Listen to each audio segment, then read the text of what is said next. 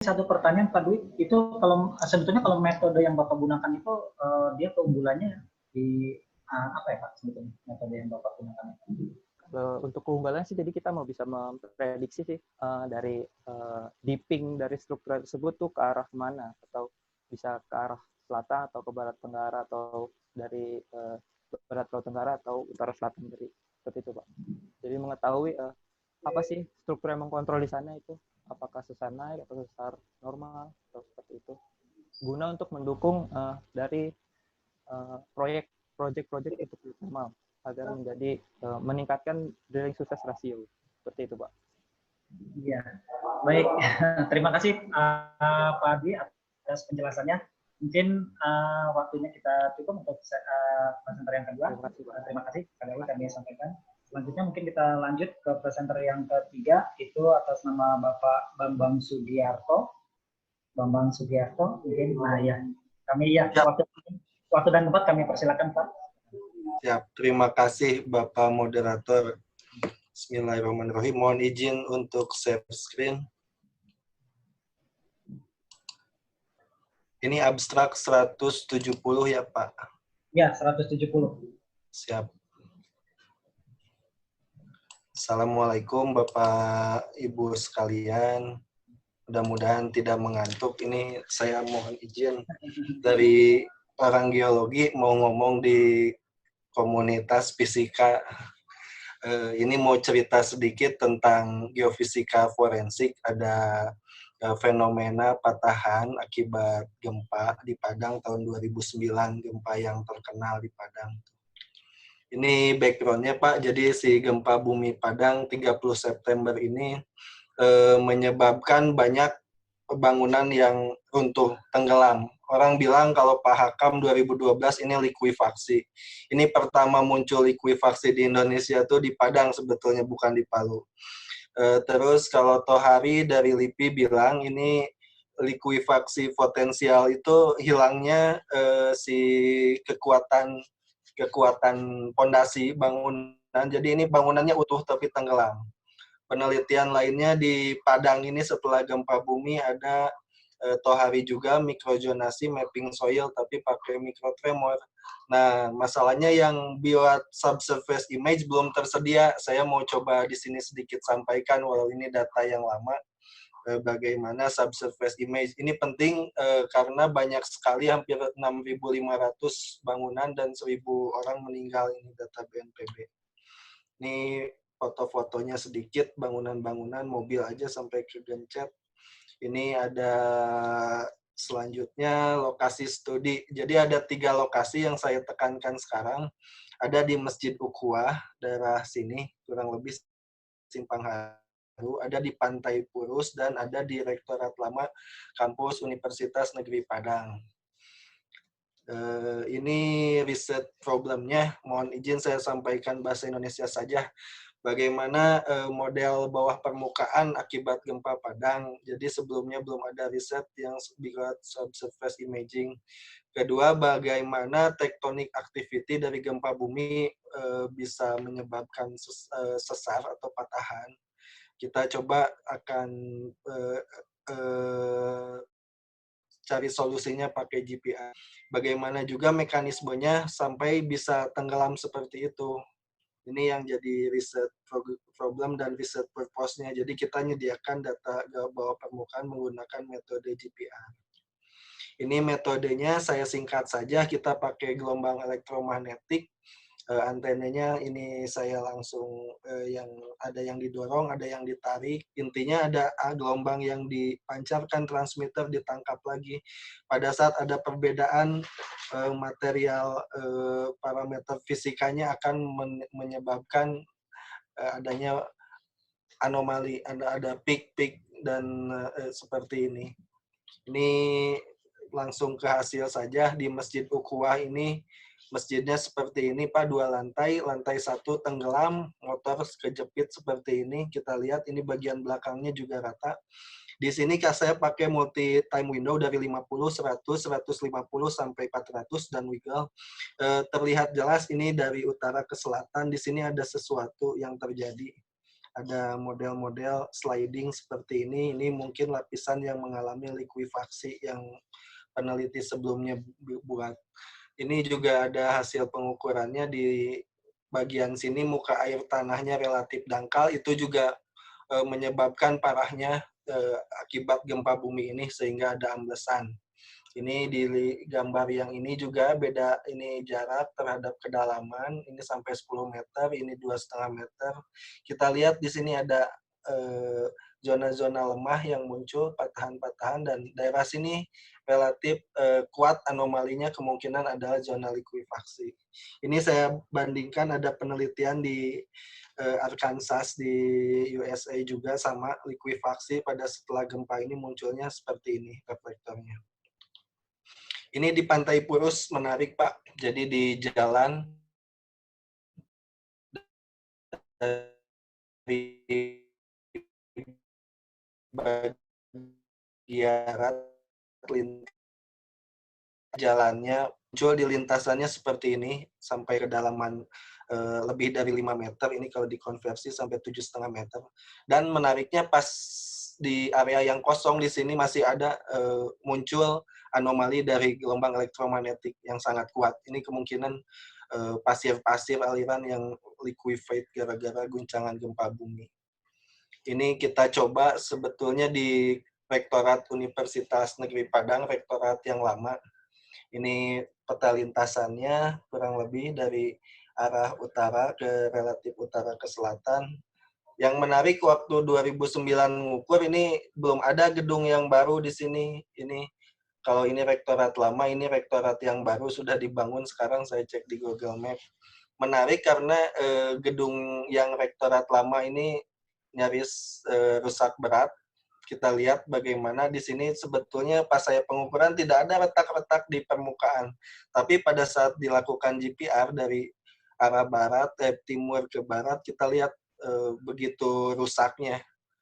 Di bawah tuh ternyata ada lapisan-lapisan layer seperti ini, ada model channel, ada anomali, apakah ini pasir yang liquefied itu. Ini kalau dari interpretasi geologi ini mungkin bisa saja normal sedimentary deltaik, sangat menarik untuk dipelajari karena Padang ini kemungkinan banyak sekali rawan gempa.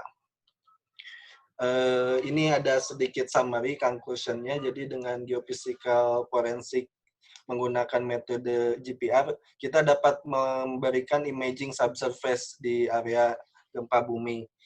Struktur sesar bisa dideteksi, serta lapisan-lapisan soil, tanah, serta struktur yang lebih dalam. Mekanisme dari building yang collapse bisa dilihat dari data GPR-nya. Untuk yang Masjid Muhammadiyah dengan analisis time window, semuanya di window ya, kedalaman yang berbeda, pengukuran yang diulang, anomali masih tetap muncul.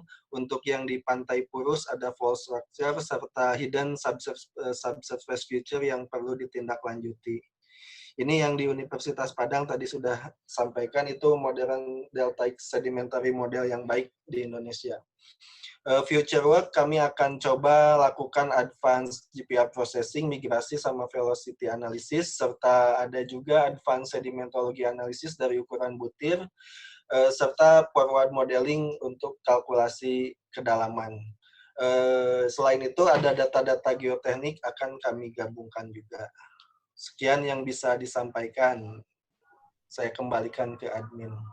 Baik, terima kasih Pak Bambang Sugiono. Tadi dari Badan Geologi Kementerian Energi dan Sumber Daya Mineral.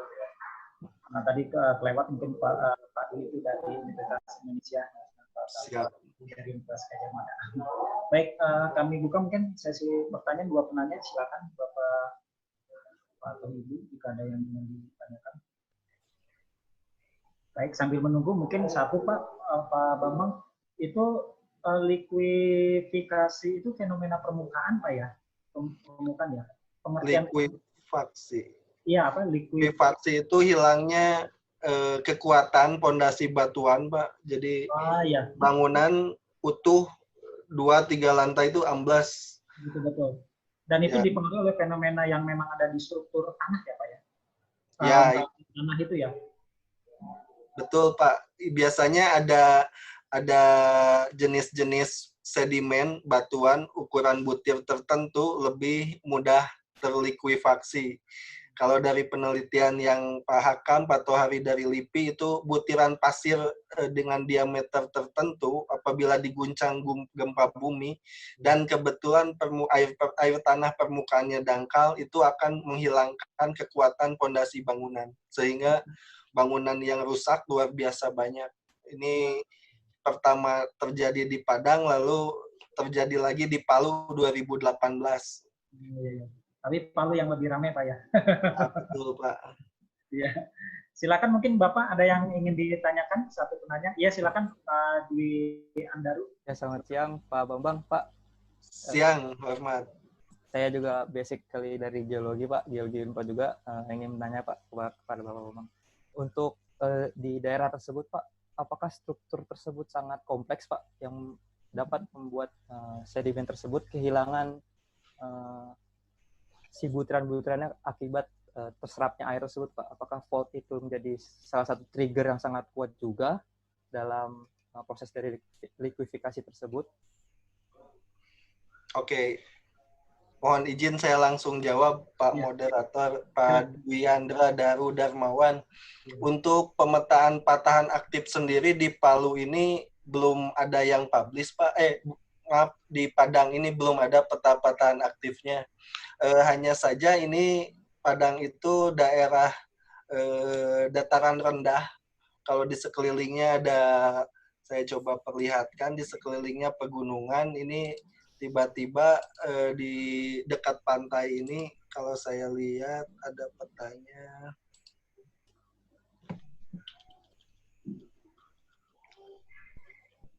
Nah, jadi ini pegunungan semua, ini tuh dataran rendah, Pak, rawa. Batuannya cenderung unconsolidated, belum terlalu padat. Jadi karena dulunya rawa, dataran rendah, banyak pemukiman, terus dibangun, ini tidak memperhatikan aspek geologi lingkungan. Jadi pada saat terjadi gempa, ini luar biasa. Tadi ada model-model yang menarik untuk dipelajari. Ada respon dari butir-butir pasir seperti ini tuh likuifaksi sekali, apalagi jika muka air tanahnya dangkal. Dan yang sangat ideal ini di Universitas Padang, ini model-model sedimentasi delta ini antara pasir, terus lempung, ini berselingan terus-terusan. Ini normal sedimentasi, tapi pernah ada event terkubur juga. Ini sangat menarik untuk dipelajari, Pak. Ini model sedimentasi baru atau kemungkinan ini rekaman yang lama, endapan pasir yang lama yang terekam di permukaan. Baik, Bapak. Mungkin waktunya sudah cukup ya. Siap. Kalau ada pertanyaan, kami persilakan lewat chat. Baik, terima kasih Pak Bambang Sudiana atas presentasinya. Selanjutnya kita ke presenter yang keempat, Bapak Agus Solehudin. Mohon maaf Pak, nyala dulu. Tadi lupa saya perkenalkan, nama saya Esmar Budi. Jadi saya tidak cantik nama Bapak, tapi mungkin saya lupa memperkenalkan, nama saya Esmar Budi dari UNJ, Pak. Ya. Baik. Pak Agus Solehudin ini dari Departemen Pendidikan Teknik Mesin Universitas Pendidikan Indonesia Bandung ya. Baik, kepada Pak Solehudin kami persilakan presentasi.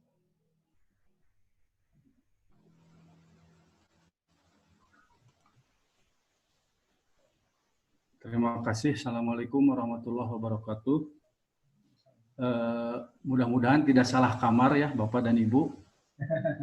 Saya membawa judul yang beda dengan yang lain, yaitu bagaimana mengidentifikasi potensi korosi pada jalur pipa bawah tanah untuk perencanaan sistem proteksi katolik.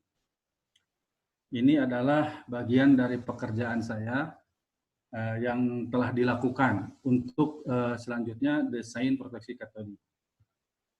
Nah, kenapa perlu sekali untuk mengidentifikasi potensi korosi? Karena kita tahu bahwa pipa-pipa untuk distribusi migas itu atau gas alam atau crude oil itu kadang-kadang ada yang di bawah tanah. Nah, apabila kejadiannya tidak diidentifikasi potensi korosinya, maka akan mengakibatkan kerusakan. Kerusakan akibat apa? Yaitu akibat adanya korosi dari lingkungan karena adanya kelembaban, kadar air, kemudian garam-garam, sehingga bisa menyerang kepada permukaan pipa tersebut. Nah, sehingga untuk supaya tidak terjadi korosi pada permukaan pipa tersebut, perlulah proteksi katodik. Jadi perlu proteksi katodik di sini. Nah, tetapi sebelum proteksi katodik itu dilakukan dan perlu ada perancangan. Dan perancangannya juga memerlukan suatu data, yaitu data dari struktur tanahnya, yaitu berisi soil resistivity atau tahanan jenis dari tanah. Nah, dalam penelitian ini kami akan menguraikan bagaimana pengukuran soil resistivity yang telah dilakukan oleh kami.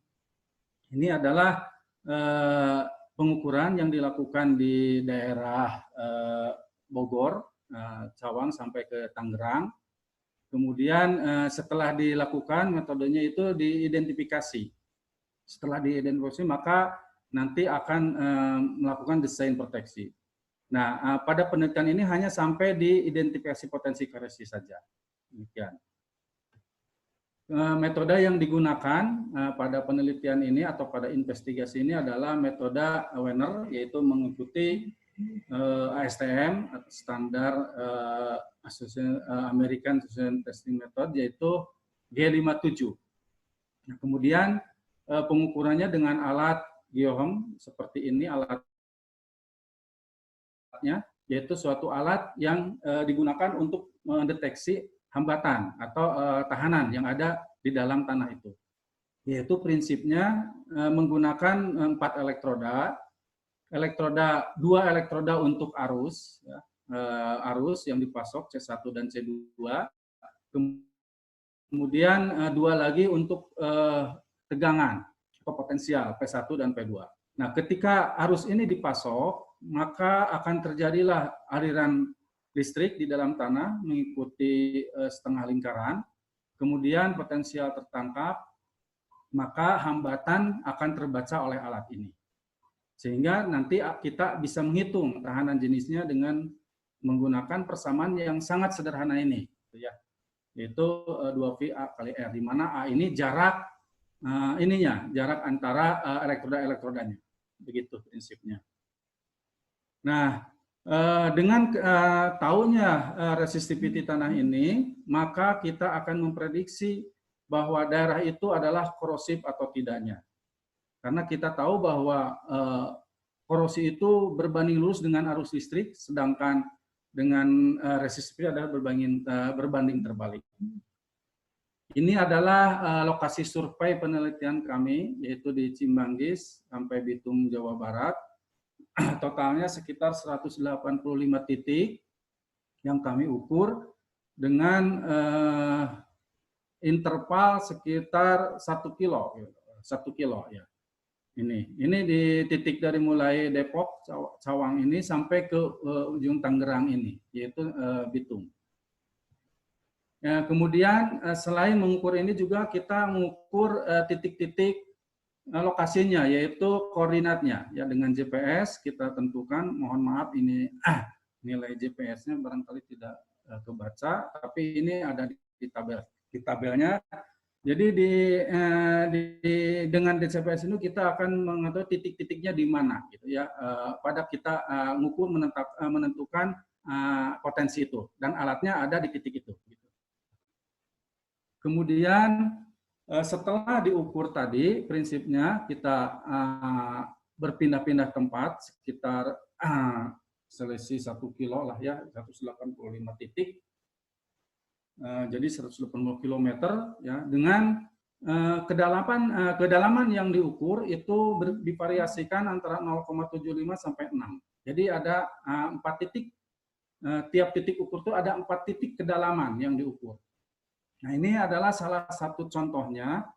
Tidak semuanya saya tampilkan, ya, hanya 4 saja untuk contoh saja. bahwa titik SR01 yang dari awal tadi di Cimanggis, koordinatnya diukur, kemudian kedalamannya juga divariasikan, ya. Kemudian dari situ maka akan diperoleh ini dari alat, ya. Dari alat, kemudian ini faktor geometri dengan perkalian, ada persamaannya, 2PA tadi. Kemudian ini hasilnya, kemudian kita analisis dengan standar yang sudah ada, yaitu dengan tingkat korosivitasnya. Jadi di sini kita bisa menjelaskan bahwa mana yang korosifnya tinggi, mana yang tidak korosif, sampai ke ekstrim. Begitu. Jadi tiap titik ini semuanya dianalisis begitu, ya, sampai ke 185 dari 0,75 sampai 6 meter, begitu. Nah, kemudian dari titik-titik tadi coba kita posisikan antara resistansi atau tanah jenis tadi, tanah tadi yang telah dihitung, kemudian jarak posisi pengukuran. Nah, ternyata di sini diperoleh data-data yang memang di bawah 50. Di bawah 50 ohmmeter, ya. Jadi nilai kritis bersifat korosif sampai korosif tinggi di sini. Nah, titik-titik inilah yang kita tentukan nantinya untuk direkomendasikan bahwa di daerah yang itulah yang harus dipasang atau didesain proteksi katolik. Nah, kenapa saya menentukan hanya 2,5 dan 6 meter saja? Karena pipa akan dikubur di antara itu. Jadi yang atasnya tidak diolah, ya, hanya ini aja data saja, tapi yang diolah detailnya adalah yang 2,5 dan 6 meter. Maaf Pak Agus, mungkin 1 menit lagi Pak. Nah, kemudian setelah diperoleh itu, maka perlu perancangan sistem proteksi katodiknya pada zona-zona tadi yang memiliki daerah yang korosif dan sampai dengan korosif tinggi. Nah, desainnya kita coba akan perancangan dengan sistem proteksi katodik SACP, yaitu anoda korban, dan arus. Apabila di daerah situ sudah ada jalur PLN, tapi kalau tidak. Nah, perancangan ini di sini karena untuk menghasilkan potensi korosi daerah mana saja, begitu. Nah, hasilnya adalah ada beberapa daerah atau beberapa titik yang memiliki korosi berat. Korosi sampai ekstrim. Nah, ini adalah jalur-jalurnya sudah ditentukan pada stasiun Cimanggis, kemudian di titik ini sampai 24, kemudian 52, 53, kemudian 54, 11 sampai 113. Jadi tidak semuanya, ada beberapa yang memang ini nilainya sangat kritis sekali. Nah, nilai-nilai inilah yang kita buat untuk desain, yaitu dengan sistem proteksi katodik. Nah, berdasar kesimpulan tadi, hasil ini maka disimpulkan ya, bahwa hasil pengujian dari resiko tanah itu berkisar antara 345,7 ohmmeter, yaitu non-korosif, sampai dengan 4,52 ohmmeter, sangat ekstrim sekali korosifnya. Dan pipa akan ditanam pada kedalaman di antara 2,5 meter sampai 6 meter. Ada beberapa nilai resiko tanah pada lokasi yang akan menjadi jalur pipa pada korosif sampai sangat korosif dan bersifat kritis. Lokasi-lokasi kritis tersebut perlu dilakukan perencanaan teknis dan perhitungan untuk proteksi pipa yang akan dipasang. Kemudian desain proteksi yang digunakan bisa menggunakan sistem anoda korban atau menggunakan sistem arus standing asalkan di lokasi tersebut sudah tersedia jaringan listrik. Nah, bagaimana yang tidak sifat korosif, maka sistem coating yang bisa digunakan di lokasi-lokasi tersebut. Nah, jadi tidak ada penggunaan proteksi katodik dengan anoda korban, jadi di coating aja udah cukup. Ya. Ini rekomendasi yang diberikan kepada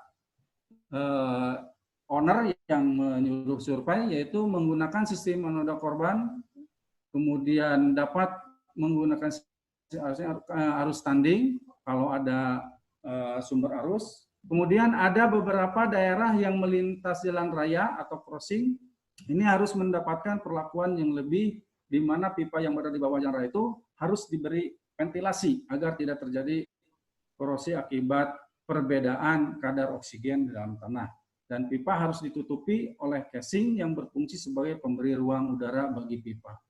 Ini adalah hasil survei kami, memang sangat sedikit dan sederhana, tetapi sharing ilmu di sini. Mohon maaf sebelumnya, terima kasih. Assalamualaikum warahmatullahi wabarakatuh.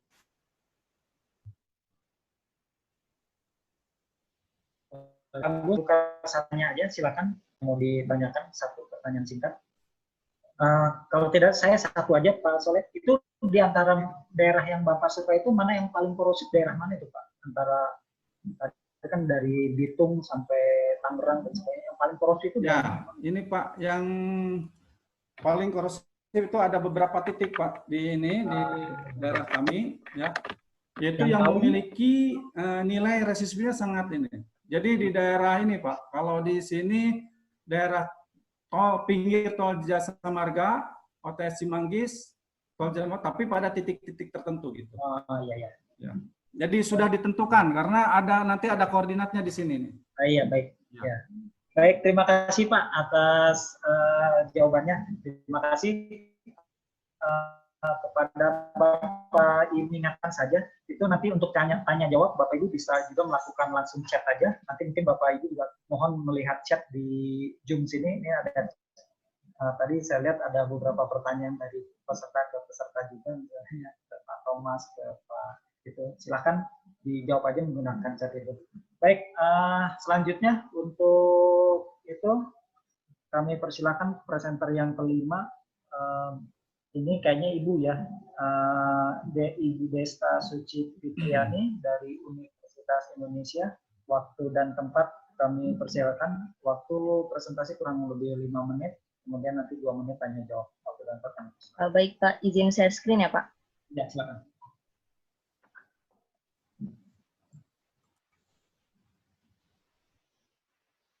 Sudah terlihat belum Pak? Sudah terlihat.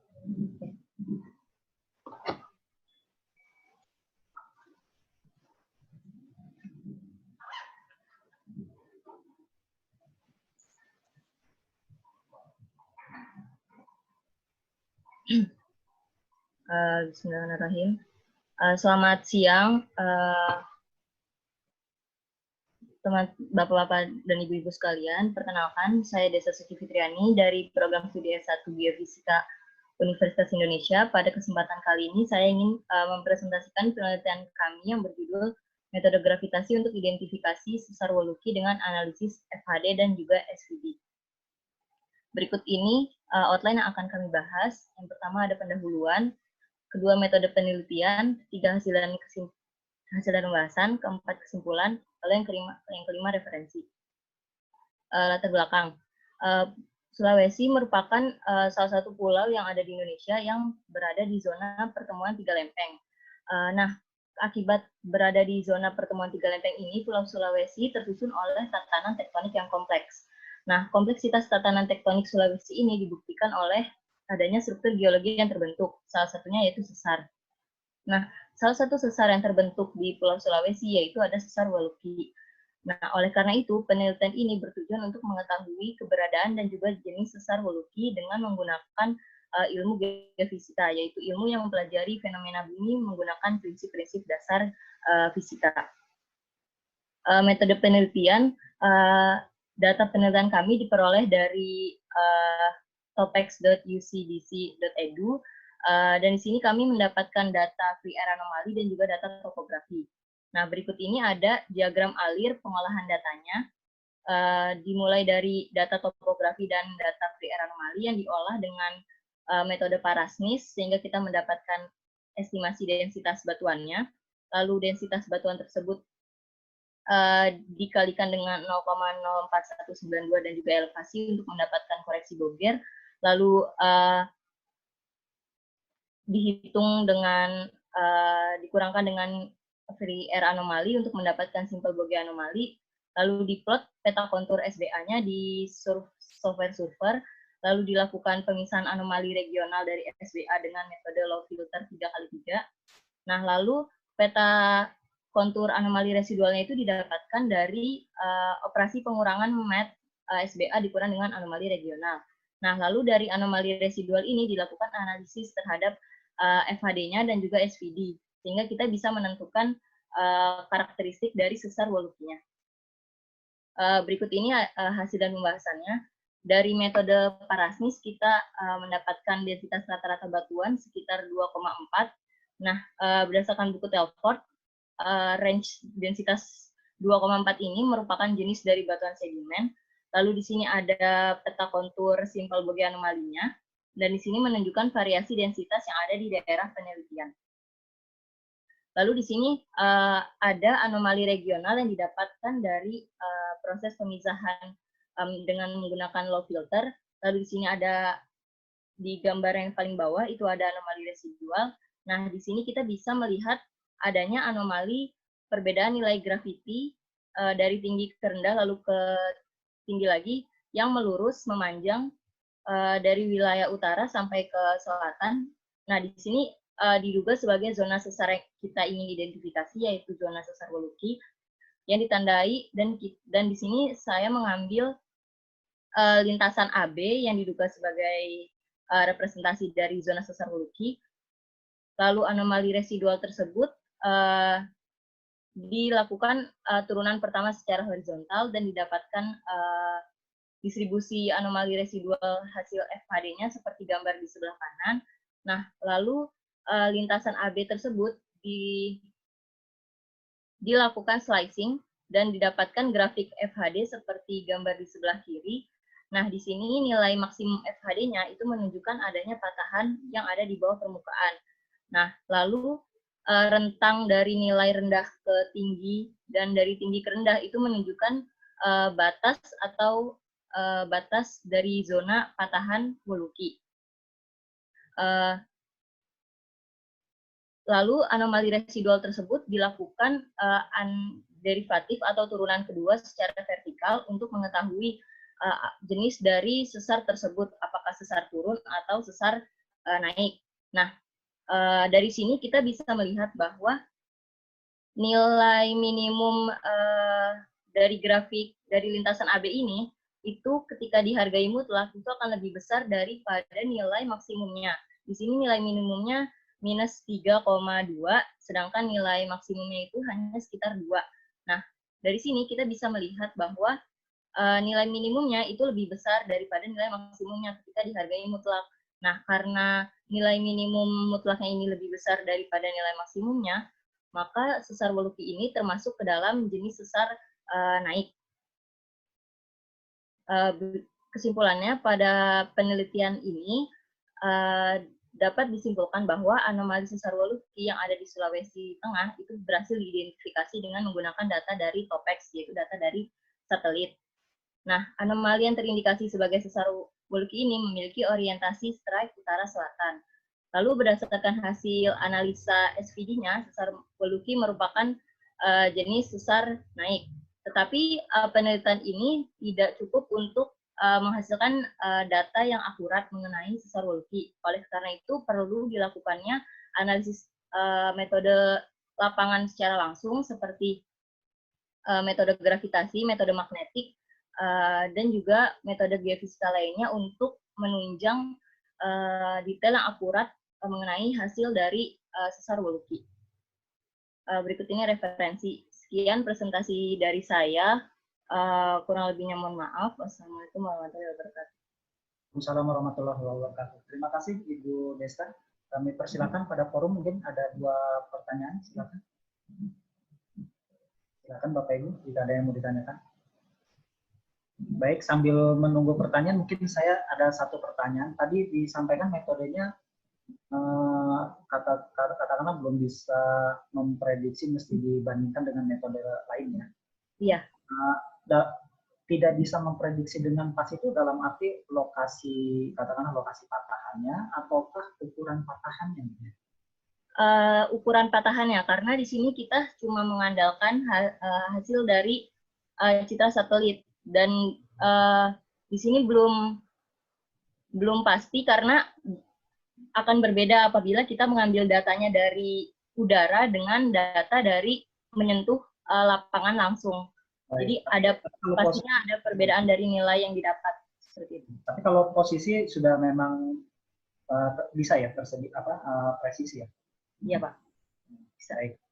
Baik, mungkin satu pertanyaan lagi Bapak Ibu silakan jika ada yang mau ditanyakan. Baik, kalau tidak ada, terima kasih kepada Ibu Desta atas presentasinya. Selanjutnya kita ke presenter yang ke-6, Ibu Anissa Barkah dari Universitas Indonesia. Oh ya, sudah ada ya. Kami persilakan waktu dan tempat. Ya Pak, terima kasih waktunya. Saya izin share screen. Ya, silakan.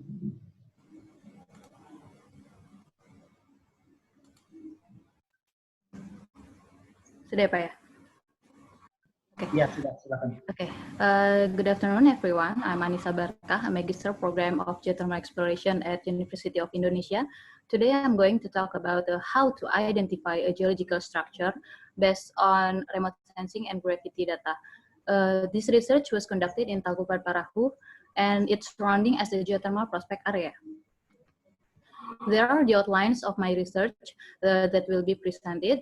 Introduction, geological setting of Tangkuban Parahu, methodology, lineament extraction, gravity analysis, and the last in conclusion. This is the location of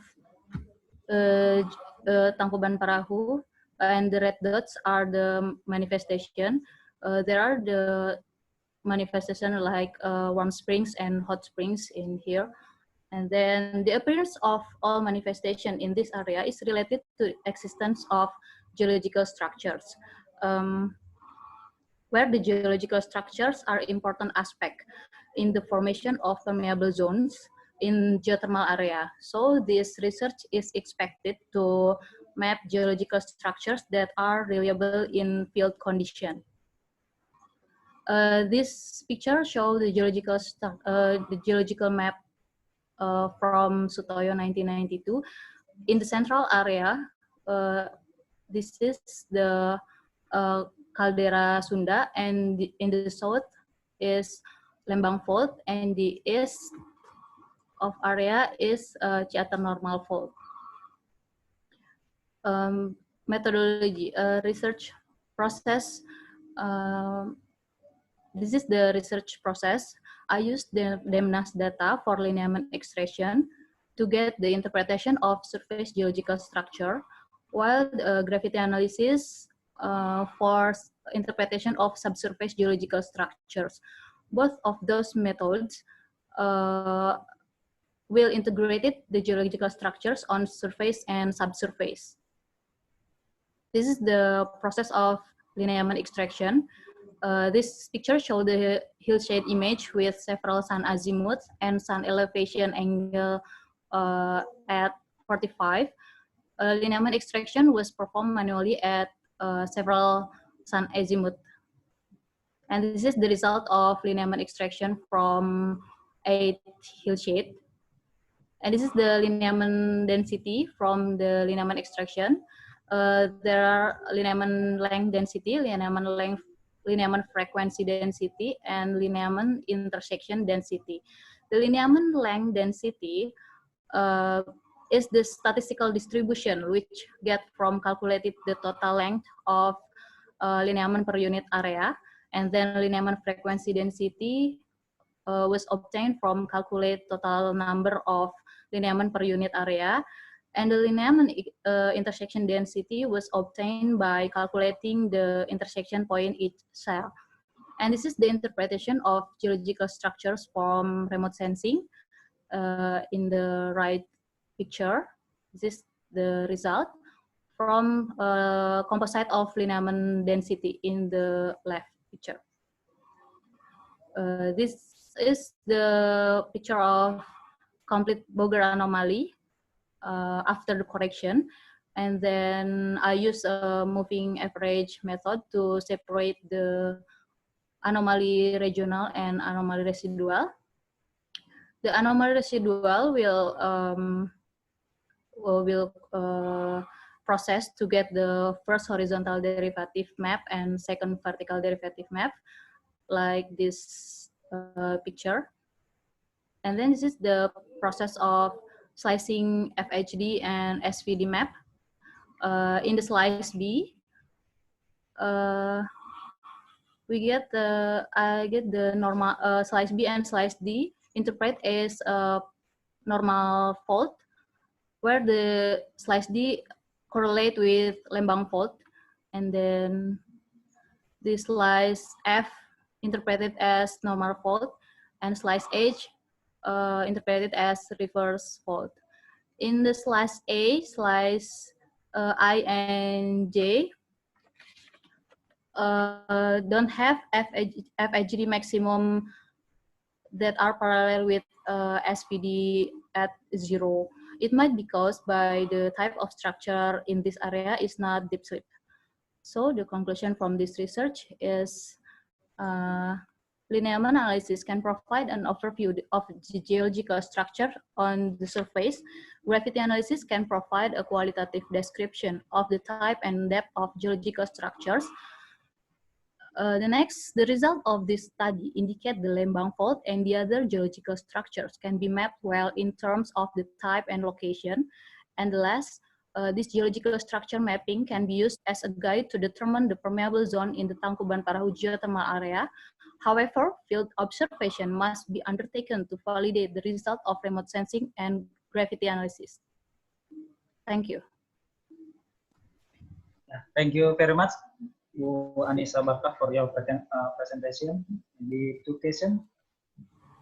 Pak Indra, please. Oke. Baik, terima kasih Pak. Untuk Bu Anissa, mungkin tidak terkait langsung dengan saintifiknya ya, terkait dengan patahan Lembang. Kebetulan saya tinggal di daerah Gede Bage, Buah Batu. Nah, apa dampaknya ketika patahan Lembang itu terjadi? Konon katanya hoax apa tidak itu ya, bahwa daerah kami itu kan daerah paling rendah ya di dataran tinggi Bandung Raya ini. Nah, apakah ada pengaruhnya tidak sampai ke daerah kami tersebut? Terima kasih. Ya, terima kasih Pak. Bapak rumahnya di mana Pak? Di Gede Bage ya Pak ya? Betul, Gede Bage. Itu konon titik terendahnya Danau Purba Bandung Raya ini ya. Oke. Untuk penelitian Tangkuban Parahu itu memang disebutkan di situ sesar aktif ya Pak ya. Mungkin bisa kapanpun terjadi pergeseran yang akan menyebabkan sebuah getaran gitu Pak. Namun besarannya seperti apa memang tidak bisa diprediksi sebesar apa. Dan untuk di daerah Bapak itu saya rasa cukup jauh ya Pak ya. Kalau boleh tahu kira-kira berapa kilometer Pak ya? Kayaknya sih jauh ya Pak ya? Saya kurang tahu ya, oke mungkin. Saya rasa kalau sepengetahuan saya itu cukup jauh ya Pak ya. Cuman tergantung lagi itu sebesar apa. Kalau di Gede Bage itu mungkin lebih takutnya ke bencana banjir kali ya Pak ya. Secara di situ kan dulunya memang Danau Bandung dan memang bukan tidak mungkin itu akan menjadi danau lagi gitu Pak. Karena dari secara geologi memang di situ riskan sih Pak, riskan buat banjir. Maksudnya itu memang daerah tempat banjir gitu, tidak bisa even kalau misalnya dilakukan rekayasa engineering gitu untuk menghilangkan banjir. Saya rasa di situ masih tetap punya potensi buat banjir gitu. Kalau untuk gempa sendiri ya, memang itu memang aktif. Ya Pak, gimana Pak? Kalau dari sisi gempa sendiri emang karena jaraknya terlalu jauh atau ada potensi justru di daerah yang rendah dan juga relatif lunak dibandingkan dengan daerah Tangkuban Perahu itu berpotensi yang sangat tinggi terhadap guncangannya. Apakah demikian atau tidak ya Mbak Anissa? Kalau dilihat dari litologi batuannya sepertinya memang cukup riskan ya Pak, cuman ya balik lagi sebesar apa gempanya gitu dan sebesar apa pergerakannya. Kalau dari batuannya memang di situ sangat potensi buat terjadi pergerakan ya Pak ya, karena itu bekas danau gitu ya, jadinya punya komposisi batuannya yang tidak terlalu masif gitu Pak. Seperti itu. Mungkin bisa membantu Bapak. Terima kasih Mbak Anissa. Ya, baik, terima kasih. Mungkin pertanyaan sudah diborong oleh Pak Indra ya. Nanti mungkin presenter lain yang mau itu bisa langsung chat aja di Zoom ini. Baik, terima kasih Ibu Anissa untuk presentasinya. Selanjutnya mungkin kita lanjut ke presenter yang selanjutnya, itu adalah Bapak Indra Chandra dari Universitas Telkom Bandung, Pak ya. Nah, ini Iya, betul Pak. Ya, jadi silakan, kami persilakan Pak. Oke, saya izin share ya Pak. Ya, silakan. Bismillahirrahmanirrahim. Mungkin ini center dengan Bapak Ibu sekalian sebelumnya ya. Mohon maaf ini saya terkait fisika ITB untuk S1 S2-nya sebelum hijrah ke arah lingkungan. Saat ini saya nama saya Indra Chandra, bekerja home base-nya di Teknik Fisika Universitas Telkom. Kebetulan per 1 April saya ditugaskan juga di Akademi Telkom Jakarta. Nah, izinkan pada kesempatan ini saya ingin menyampaikan terkait dengan, saya asumsikan semua peserta di sini orang Indonesia semua ya. Jadi kalau ada keberatan mungkin saya akan talk in English, but I think I presume everybody here is in Indonesia, so I would like to say in bahasa. Oke, kembali lagi ke sini. Di sini saya fokus kepada pemantauan PM2,5 dan CO2 konsentrasinya, terutama menggunakan loco sensor ya dalam upaya ketika semua orang ya di tengah COVID-19 di sini bekerja di rumah. Khususnya lokasi yang akan saya paparkan di sini adalah di Universitas Telkom Bandung. Di sini saya bersama mahasiswa saya dan juga kolega saya di Akademi Telkom Jakarta. Baik. Kemudian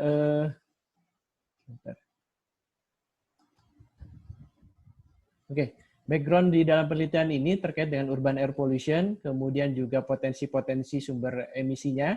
Kebetulan kami di Kota Bandung dan Kabupaten Bandung ini masih terjadi selain kepadatan lalu lintas juga industri-industri dan juga pembakaran sampah. Mungkin di Kota Bandung itu sudah ada perdanya, tetapi di Kabupaten Bandung orang masih bebas untuk membakar sampah secara sembarangan. Dan juga kita padu-padankan sebenarnya dengan hot topic saat ini terkait dengan COVID-19. Betul tidak sebenarnya udara yang bersih itu berkorelasi positif dengan penurunan jumlah penderita COVID-19. Sehingga memang yang pasti adalah yang ingin kita buktikan adalah di dalam masa WFH atau PSBB di daerah Bandung, khususnya di Universitas Telkom, itu udara memang relatif cukup bersih gitu ya dibandingkan ketika seperti kehidupan normal seperti biasanya. Nah, ini adalah lokasi yang diambil di daerah Dayeuhkolot, Bojong Soang. Ini merupakan salah satu daerah terendah di cekungan udara Bandung Raya. Kebetulan kami ada 2 lokasi pengukuran yang berbeda ketinggian, satu di ketinggian sekitar 70 meter di atas tanah ya, dan satu lagi sekitar 30-an meter di atas tanah sekitarnya gitu ya. Ini ada 2 pengukuran dan memang ini sangat cukup baik untuk mengamati parameter kualitas udara khususnya di daerah Bandung Raya. Nah, kemudian alat-alatnya sendiri semua berbasis loco sensor dari mulai PM2,5, CO2 dan juga kita tambahkan sensor untuk melihat atau mengukur parameter-parameter meteorologi yang mempengaruhi kualitas udara di sekitar. Nah, kemudian, ini bisa kita lihat di sini, ini ada 2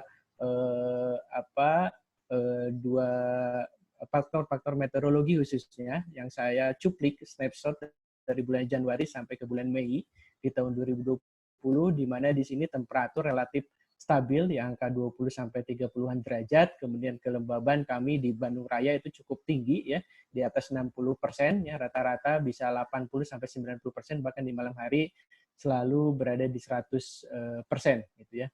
Demikian juga wind direction dan wind speed di sini beraneka ragam kecepatannya dan sebagainya. Kebetulan yang kita cuplik itu di bulan atau di periode wet season ya, musim hujan, sehingga memang arah angin itu berasal dari arah barat ya, berlahan berasal dari utara sebelum nanti berubah dari arah tenggara ya pada saat musim kemarau, sehingga memang kejadian pembakaran hutan itu lebih banyak ke arah dari Sumatera ke arah Malaysia dan sampai ke Thailand ataupun India gitu ya. Di sini ini ada weather-nya, kita bandingkan sebenarnya di 2019 dengan 2020, relatif cuaca pada periode tersebut tidak banyak berubah.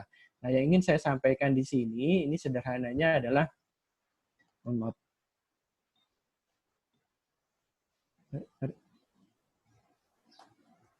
Oke. Nah, di sini kita ingin lihat parameter PM2,5 dan juga CO2, dan juga kita bandingkan data di 2019 dan di 2020. Ini kebetulan kami sudah punya data sejak Maret 2019 sampai sekarang, dan ini memang pada saat awal-awal kita mendirikan stasiun ukurnya.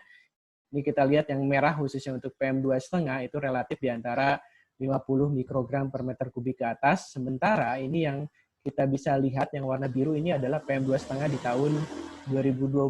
Bisa kita lihat bahwa pada saat intervensi, pada saat awal Maret kita terjadinya COVID-19 yang teridentifikasi, kemudian pertengahan Maret mulai working from home, bisa kita lihat yang warna biru ini, penurunannya cukup signifikan, dan apabila kita lihat komparasinya dengan warna merah di sini, ini relatif lebih clean ya dibandingkan dengan periode yang sama di tahun 2019. Pun demikian juga sama, hanya saja untuk CO2 ini relatif kita tidak bisa membedakan ya, kalau mungkin dua-duanya meskipun berbasis optik untuk pengukuran konsentrasi PM2,5 dan CO2, tetapi untuk CO2-nya sendiri dikarenakan resolusi alat ukurnya itu kurang lebih sekitar plus minus 50 ppm, itu sehingga memang sangat sulit untuk membedakan terjadinya perubahan kualitas udara untuk parameter CO2. Tapi kalau kita kembalikan lagi di sini untuk parameter PM2,5 khususnya, di sini bisa kita lihat bahwa pengaruh itu sangat signifikan. Jadi kalau yang merah di sini ini relatif lebih kotor ya. Jadi kalau daily average-nya itu mungkin melebihi baku mutu kualitas udara. Nah, tetapi yang warna biru selama Maret, April sampai Mei yang kita amati itu benar-benar kualitas udaranya sangat bagus. Nah, bagaimana dengan reproduction rate yang kita coba hitung berdasarkan data yang disupport dari pemerintah? Ini yang warna hitam adalah laju positif COVID-19 di daerah Jawa Barat, khususnya ya di Bandung.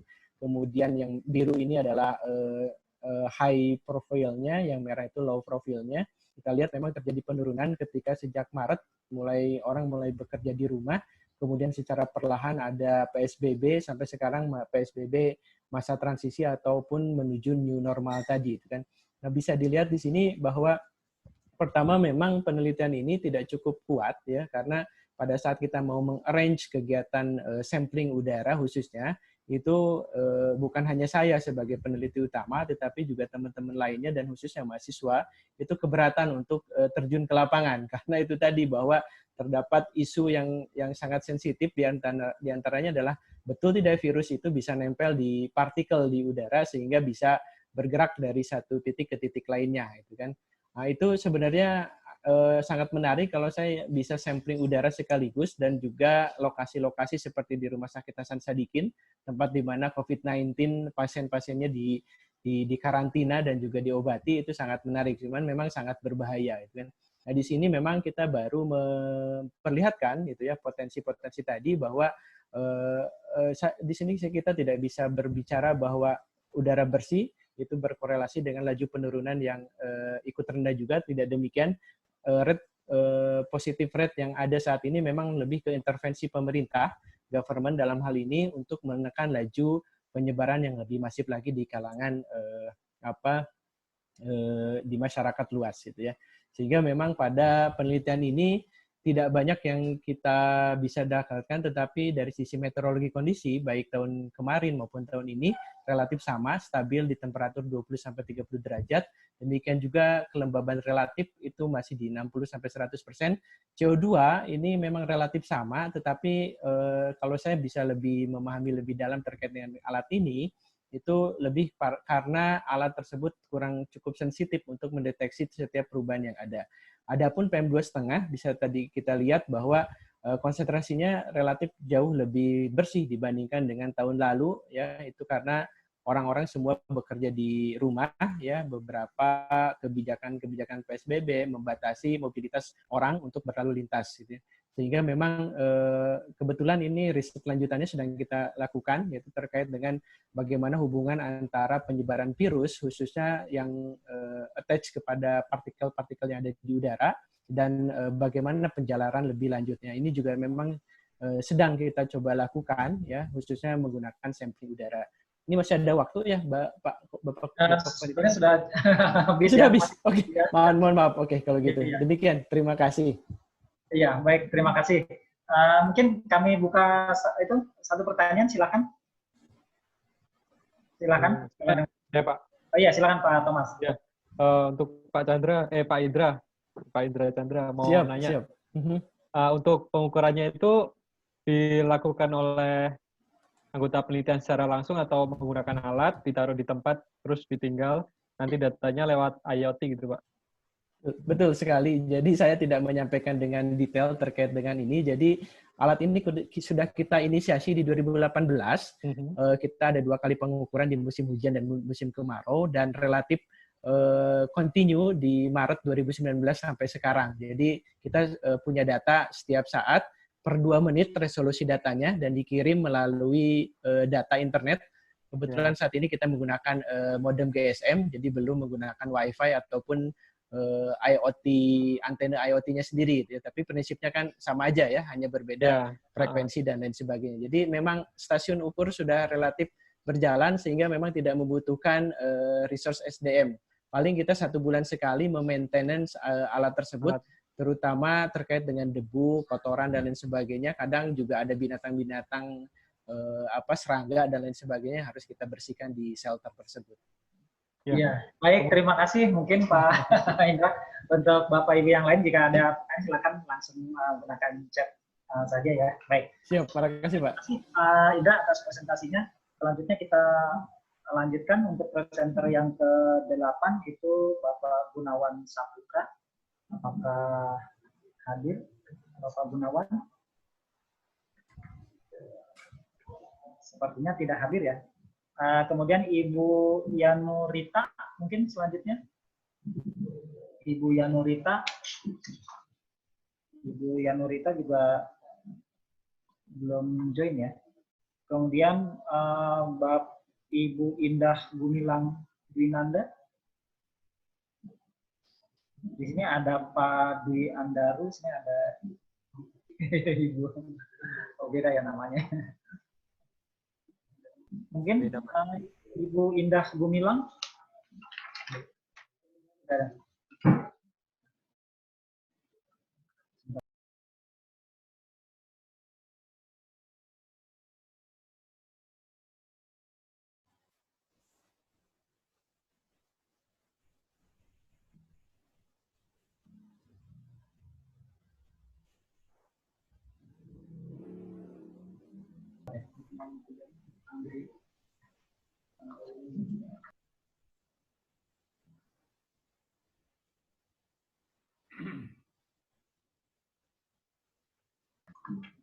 Baik, Bapak Ibu, sepertinya mungkin hanya pesertanya memang hanya untuk ruang 14 ini hanya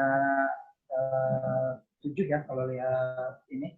Atau mungkin sekali lagi Pak Gunawan Saputra, apakah sudah join Pak? Belum ya? Baik. Demikian mungkin Bapak Ibu presentasi seminar paralel kita di ruang 14 SNF 2020.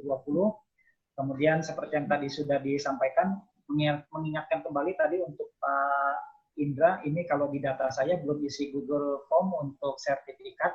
Nanti mohon mungkin sudah isi Pak sebelumnya. Isi, ya. Mohon maaf ya saya. Atau saya coba isi kembali Pak. Apakah bisa di-share kembali ininya sebelum ditutup? Baik. Nah, tapi kalau udah diisi sih sebetulnya udah nggak ada masalah. Saya hanya karena dapat catatan ini aja dari panitia belum sih. Kemudian informasi lagi, sertifikat nanti akan dikirim via pos. Jadi mohon Bapak Ibu menuliskan alamatnya, nanti ya mudah-mudahan tidak ada yang terlewat atau tersalah, nanti akan kita kirim. Kemudian untuk presenter terbaik, mohon maaf ini nilainya masih direkap sama panitia, jadi nanti akan kami kirimkan juga sertifikat sebagai presenter terbaik. Mohon maaf Bapak Ibu atas keterlambatannya. Baik, untuk menutup sesi ini, mari sama-sama kita mengucapkan hamdalah, alhamdulillahirabbil alamin. Demikian, terima kasih.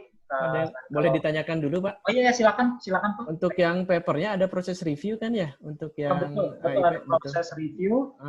Kapan timelinenya Pak? Timelinenya itu nanti ada ini nanti nanti kita informasikan lagi ke ini aja ya. Nah, kayak Buat email ya Pak ya. saya Makasih. harus cari dari buka dulu timelinenya. Tapi kalau itu kita Agustus ini kita udah harus beres semua untuk yang ke AIP, untuk yang aplikasi AIP kita Agustus ini udah harus submit ke AIP-nya. Agustus, Juli, berarti itu Jadi sekitar memang 1 bulanan ya Pak ya untuk Ya, betul. proses review ya. Oke. Masih ada proses review. Kalau untuk yang proceeding ya memang ada amat lagi. Kalau untuk jurnal JPPF atau Spektra itu nanti ada tahapan-tahapan yang lain. Tapi kalau untuk AIP itu seingat saya itu Agustus kita akan harus sudah beres, harus sudah submit ke AIP. Jadi kita memang setelah ini kita panitia memang masih lembur lah. Bapak Ibu juga pengalaman mungkin seperti itu. Baik, ada yang mau ditanyakan lagi Bapak Ibu silakan. Baik, kalau tidak ada nanti komunikasi kami dari panitia lewat email ataupun lewat WhatsApp gitu ya. Baik, sebelumnya saya kalau mewakili dari panitia maupun dari Prodi menyampaikan penghargaan yang setinggi-tingginya atas partisipasi Bapak Ibu dalam kegiatan seminar ini. Mudah-mudahan tahun depan kita bisa ketemu lagi dan suasana yang mungkin lebih normal baru lagi gitu ya. Baik, demikian yang bisa kami sampaikan. Terima kasih. Wassalamualaikum warahmatullahi wabarakatuh. Waalaikumsalam warahmatullahi wabarakatuh. Terima kasih Bapak Ibu, salam kenal semuanya. Assalamualaikum. Ya, sama-sama. Ya. Mohon izin untuk saya end-kan meetingnya.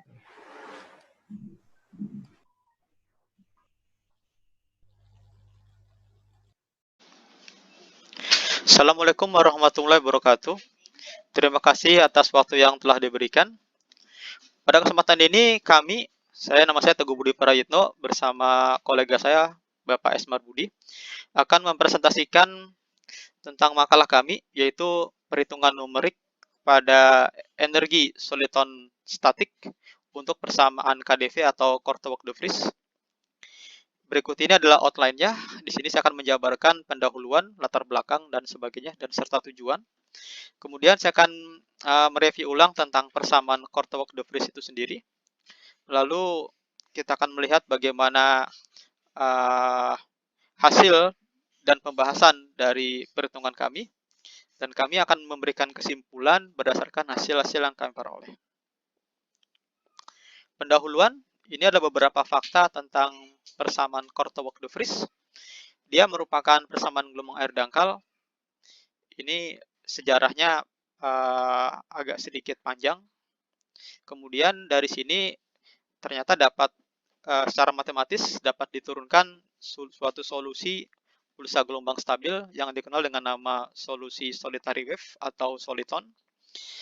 Dan kedepannya nanti bahwa ternyata energi soliton itu dapat diinterpretasikan sebagai massa atau sebagai partikel, dia punya massa.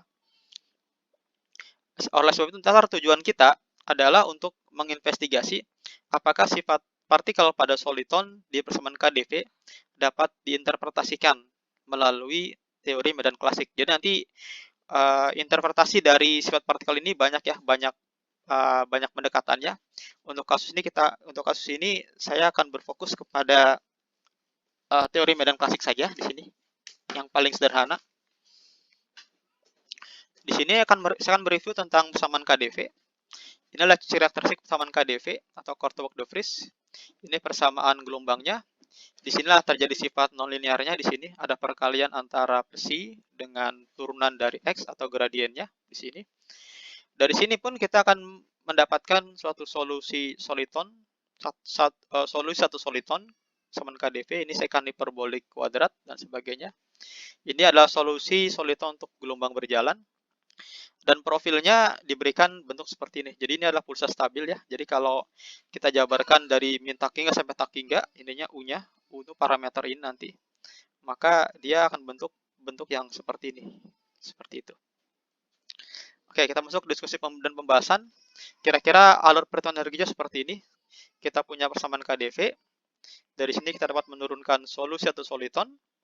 Nah, inilah pekerjaan kita nantinya. Kita menurunkan rapat Lagrangian. Dari rapat Lagrangian ini kita bisa menentukan rapat Hamiltonian dan energi soliton. Rapat Lagrangiannya kita bisa turunkan bentuknya seperti ini. Definisi suatu variabel baru yaitu V, di mana dou V per dou X adalah fungsi gelombang dari persamaan Korteweg de Vries itu sendiri. Seperti ini. Dari sini kita bisa dapat menurunkan rapat Hamiltonian bentuknya seperti ini. Nah, dari sinilah kita bisa menghitung energi soliton statik. Yaitu ketika T sama dengan 0, diintegrasikan terhadap seluruh ruang, didapatlah hasil numerik sebesar minus 0,2. Nah, hasilnya ini walaupun ini real, ternyata dia minus. Oleh sebab itu, kami berkesimpulan bahwa kalau kita menggunakan teori medan klasik, maka ternyata dia gagal untuk menggambarkan energi soliton sebagai partikel. Namun harus diingat juga bahwa ada beberapa referensi, terutama pekerjaan kami sebelumnya, ada kasus di mana dia ternyata bisa juga sukses berhasil untuk menggambarkan partikel untuk kasus persamaan nonlinear lainnya. Oke, sekian dan terima kasih. Wassalamualaikum warahmatullahi wabarakatuh. Bismillahirrahmanirrahim. Assalamualaikum warahmatullahi wabarakatuh. Perkenalkan, nama saya Devi Anggraheni dari Fisika UNJ 2016. Saya akan mempresentasikan hasil review jurnal saya berjudul Pengaruh Variasi pH terhadap sifat optik ZNO nanopartikel dari hasil biosintesis. Nanopartikel adalah bahan partikel dengan setidaknya satu dimensi berada dalam skala nano, yaitu 1 sampai 100 nanometer. Di antara logam oksida lainnya, ZNO nanopartikel sangat diminati karena harganya murah, aman, dan bisa dibuat dengan mudah. Biosintesis saat ini sering dikembangkan sebagai alternatif pembuatan nanopartikel yang bersifat ramah lingkungan dan tetap menghasilkan nanopartikel dengan karakteristik yang baik. ZNO adalah semikonduktor logam oksida tipe N yang banyak dikembangkan dan diminati sebagai nanopartikel luminescence karena memiliki sifat yang unik, yaitu memiliki celah pita langsung dari kelompok semikonduktor 2-6. ZNO nanopartikel memiliki celah pita 3,37 eV dengan energi eksiton ikatannya sebesar 60 MeV. Tingginya energi eksiton ikatan nanopartikel ZNO memungkinkan eksiton efisien dalam suhu kamar. ZNO merupakan zat padat berupa serbuk heksagon atau amorf berwarna putih jika dingin dan berwarna kuning jika panas. Rasanya pahit dan tidak memiliki bau. Oksida amfoter ini larut dalam alkohol atau air, tapi dapat larut dalam garam-garam amonium, asam atau basa, dan tidak beracun. ZNO telah diselidiki secara luas selama dekade terakhir di bidang ilmu material, bioteknologi, dan teknik medis karena potensi mereka untuk diaplikasikan sebagai katalis dan penyerap bahan kimia. Biosintesis memiliki kelebihan dibandingkan dengan metode-metode yang lainnya, antara lain efektif dan ramah lingkungan, mengurangi atau bahkan menghilangkan penggunaan temperatur dan tekanan tinggi, tidak menggunakan bahan kimia beracun, tidak membutuhkan ruang yang luas, tidak dibutuhkan peralatan dan mesin berat, tidak menggunakan prekursor mahal, menghasilkan produk yang sangat murni dan bebas dari zat pengotor, serta menghasilkan produk dengan karakteristik yang baik. Metode dari penelitian ini yang pertama membuat ekstrak tanaman, yang kedua sintesis ZNO nanopartikel, yang ketiga mengatur pH larutan, yang keempat uji UV vis atau absorbensi, serta yang kelima membandingkan hasilnya. Review penelitian ini dilakukan dengan mereview penelitian dari Nagarajan dan kawan-kawan pada tahun 2013, di mana ZNO nanopartikel dilakukan menggunakan ekstrak rumput laut hijau, ekstrak rumput laut merah, dan ekstrak rumput laut coklat. Dan yang kedua dilakukan review dari penelitian yang dilakukan oleh Zare dan kawan-kawan pada tahun 2017, di mana ZNO nanopartikel disintesis menggunakan ekstrak biji kiminium. Dan yang ketiga, penelitian yang dilakukan oleh Housenpour dan kawan-kawan pada tahun 2017. Sintesis ZNO nanopartikel dilakukan menggunakan ekstrak daun Litricia graveolens. Nagarajan dan kawan-kawan pada tahun 2013 melaporkan pH yang rendah, yaitu 5-7, menyebabkan tidak teramatinya puncak penyerapan. Namun demikian, terjadi agregasi yang cukup dominan sehingga ZNO nanopartikel tampak besar. Pada pH 8, puncak penyerapan teramati pada 365 nanometer. Penyerapan pada pH 8 menunjukkan reduksi total seng nitrat menjadi nanopartikel seng. Hal ini mengindikasikan pH yang lebih tinggi akan menyebabkan tingkat reduksi semakin tinggi. Yang kedua, Housenpour dan kawan-kawan pada tahun 2017 melaporkan semua sampel menunjukkan dua puncak serapan karakteristik tajam pada 285 dan 320 nanometer yang disebabkan oleh band gap intrinsik ZNO. Pada panjang gelombang 285 nanometer, ZNO dengan pH 4 menunjukkan puncak absorbansi yang lebih rendah dibandingkan dengan puncak absorbansi pada pH 8. Yang ketiga, Zara dan kawan-kawan pada 2017 melaporkan bahwa pada pH asam dan sangat basah dapat mengganggu proses sintesis. Dalam pH asam, ekstrak tidak memiliki kemampuan untuk mensintesis nanopartikel.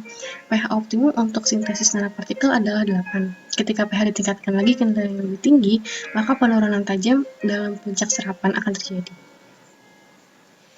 Dari ketiga penelitian tersebut, ditemukan adanya pengaruh variasi pH terhadap absorbansi ZNO nanopartikel.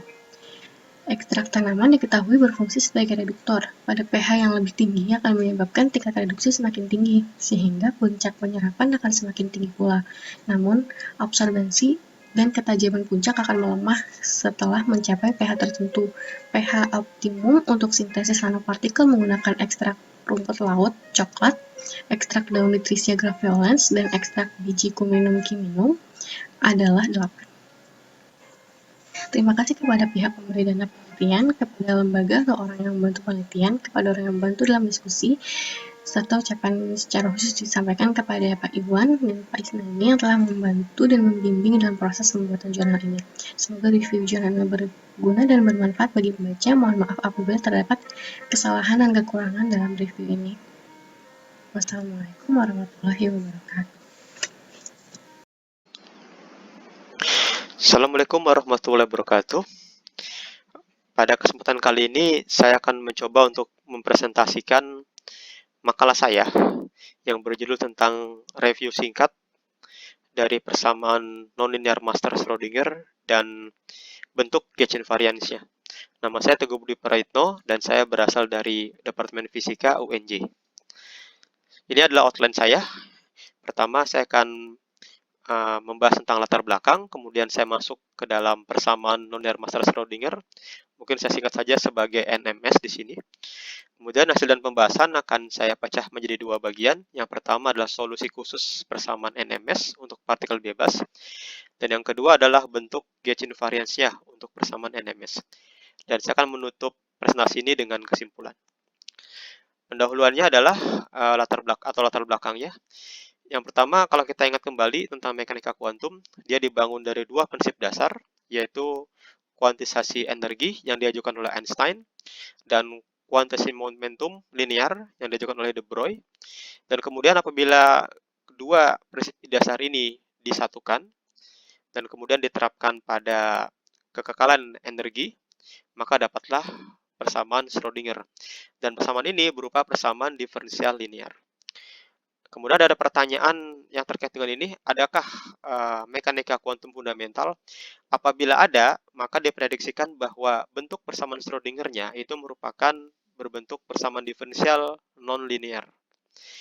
Nah, ide dasarnya adalah dia dibangun melalui dua persamaan kekekalan klasik, yaitu persamaan Hamilton-Jacobi, yang merupakan persamaan gerak partikel, maka dikatakan sebagai bagian partikel, dan persamaan kontinuitas dalam fluida tentunya. Dan ini dikatakan sebagai persamaan yang merepresentasikan bagian gelombang. Dan ini nanti apabila keduanya digabungkan, maka jadilah dia yang dikatakan sebagai persamaan NMS. Dan persamaan NMS ini nanti dia akan merepresentasikan suatu persamaan gerak yang dikatakan gerak partikel kuantum. Apa itu partikel kuantum? Bahwa partikel kuantum ini merupakan partikel yang terdiri dari dua bagian. Bagian partikel, yaitu artinya hampir semua energi partikel itu terlokalisasi.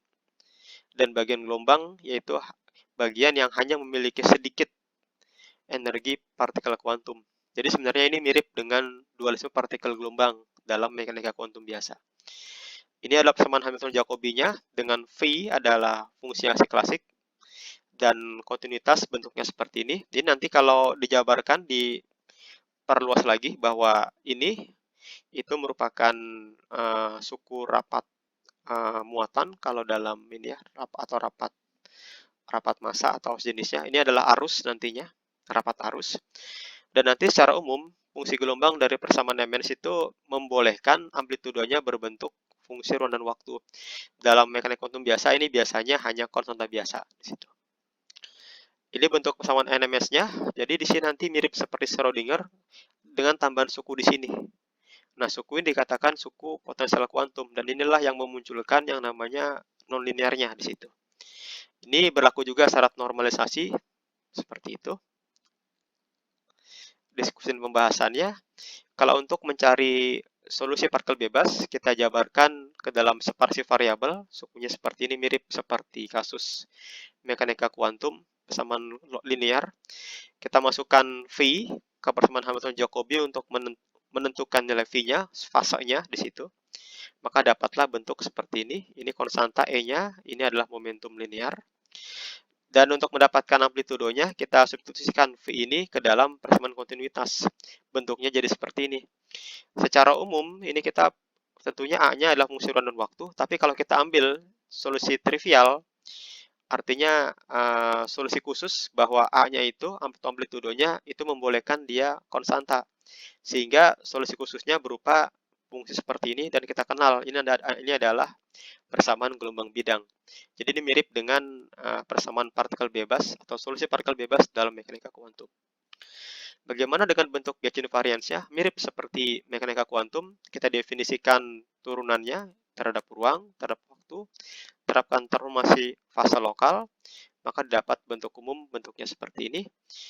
Dan lagi-lagi ini adalah suku baru di sini nanti, suku baru. Dan ini akibat suku baru ini, maka persamaan Hamilton-Jacobi harus didefinisikan ulang dengan tambahan seperti ini. Oke, jadi kesimpulannya adalah bahwa solusi khusus persamaan NMS untuk partikel bebas adalah gelombang bidang sama seperti persamaan Schrödinger biasa. Dan kemudian bentuk Biot invariance untuk kasus ini hanya mengubah bentuk persamaan Hamilton-Jacobi. Sekian dan terima kasih. Wassalamualaikum warahmatullahi wabarakatuh.